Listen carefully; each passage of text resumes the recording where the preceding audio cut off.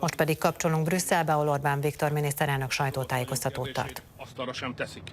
Tehát a tegnap esti háttér tárgyalások azok meg küzdelmek, azok eredményre vezettek, és úgy látom, ha jól értem, amit ma a bizottság elnök asszony mondott, és azt hiszem, hogy jól értem, azt mondta, hogy az orosz vagyont nem teszik föl a tárgyalóasztalra a holnapi nap során. Úgyhogy egy győzelem már a tarsolyban. Viszont a közös hitelfelvételről beszélt miniszterelnök úr, ezzel kapcsolatban mi a véleménye? Van egy közös hitelfelvételi javaslat az orosz vagyon helyett, az teljesen ellentétes Magyarország érdekeivel.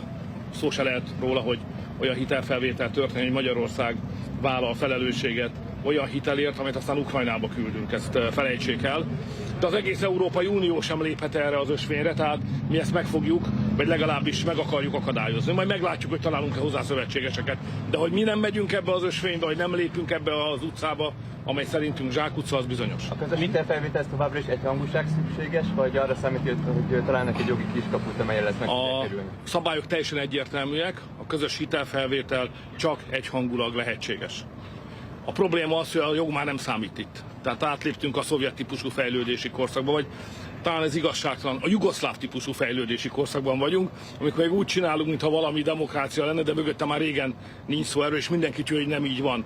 Amikor a orosz vagyon befagyasztásának döntési jogát, amit 6 havonta kellett közösen egyhangulag meghozni, felülírták egy teljesen nyilvánvaló justicmorddal, tehát jogsértéssel, és egy olyan passzus húztak elő az alapszerződésben, amely teljesen inadekvát, nem ide való, nem vonatkozik el. Ezzel ők fölmondták, itt Brüsszelben felmondták a Magyarországgal való lojális együttműködésnek az alapelvét, ami rendkívül súlyos dolog, és súlyos következményei lesznek majd még, és nem mi fogjuk húzni a rövidebbet. Miniszterelnök, mit gondol, önnek van személyes politikai felelőssége azért, ami az elmúlt 15 évben az állam gondjaira bízott gyerekekkel történt a Szőlő utcában, és hogyha nem önnek, akkor kinek? Minden dolgot meg kell, minden lépést meg kell tenni annak érdekében, hogy az állam teljesítse a kötelességét.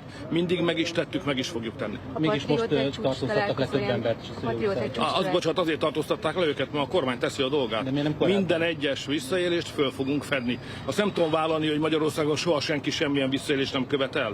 Amit tudok vállalni az, hogy aki visszaélést követel, azt fülön fogjuk, és azonnal a jog erejével lépünk fel vele szembe. Az állam működik, a kormány működik, és teszi a dolgát, és ez így van rendjén. Patrióták csúcs találkozóján mik lesznek a legfontosabb célkitűzések? Ünnepelni jöttünk. Hogyan készülnek a holnapi EU-s? Valójában ünnepelni jöttünk, mert egy politikai géniusz tér vissza ide a patrióták körébe, akit Andrzej Babisnak hívnak.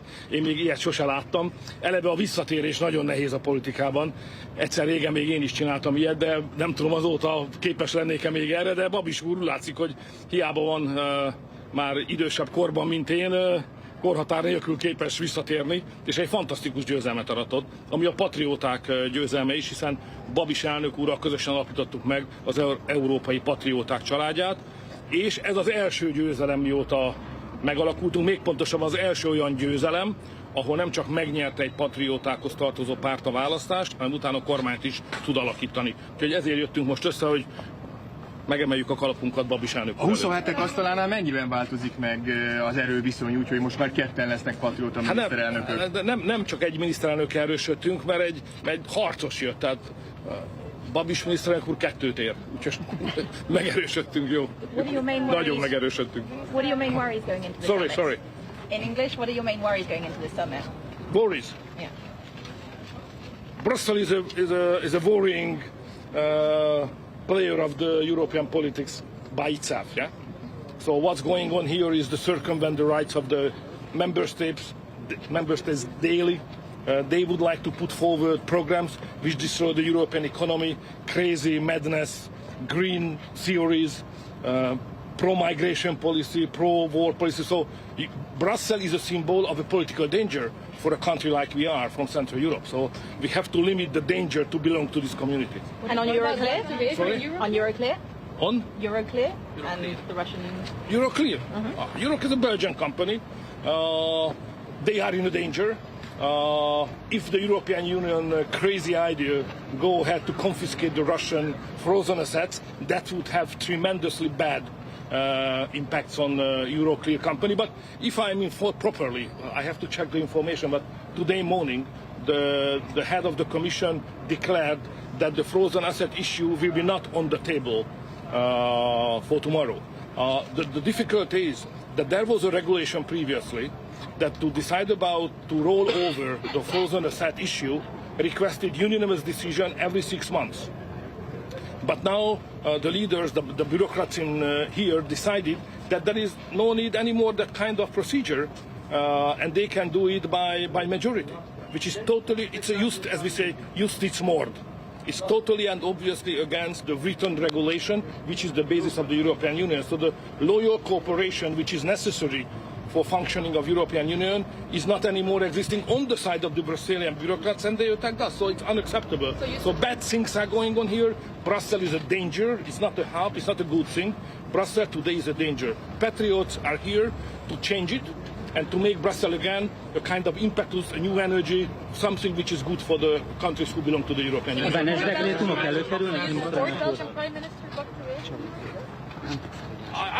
First of all, I support the Hungarian interest. Second, I support common sense, the logical way of thinking, and basic principles. And I think the Prime Minister of Belgium is on a good track in all dimensions I have mentioned. A Benes dekrétumok kérdése előkerül, miniszterelnök úr? So there is an illusion which was supported by you anyway, or many of you, in the recent 2 or 3 years. So you created, together with the liberal politicians and Brazilian bureaucrats, that there is a possibility to support a war financially in Ukraine without getting the money out of the pockets of the citizens of the European Union. It was a cheat. You are cheated. I mean, Westerners, you are cheated. In Central Europe, nobody has thought it seriously. We are not stupid. We think that if you would like to finance a war, you have to pay for it. Here, there was an illusion created by the leaders and accepted by you anyway, that it is possible to finance the war and reconstruction in Europe without the money in the pocket of the European citizens, just based on the so-called frozen asset, which is an illusion. You will pay for it. We all will pay. It's a bad strategy, huge mistake, and we all pay for it. What I'm fighting for, to keep the Hungarians out of that madness and crazy strategy, and I would like to defend the interest of the Hungarians. Don't pay, don't contribute to the sum which the Brazilians would like to send to Ukraine. I strongly oppose to send the money of Hungarians to Ukraine. Is any foreigner who would like to ask? No, I will follow his position. He is not the person who follows somebody. He is a real leader to go on the front line. Sorry? I will just see him soon. Miniszterelnök úr, The conclusion of the summit will fail to find an agreement on the financial framework. You know, what I know, what I'm sure about, that there will be no decision which would force Hungary to send the money of the Hungarians to Ukraine. What the others will decide about is their job, but not the Hungarians. Sorry.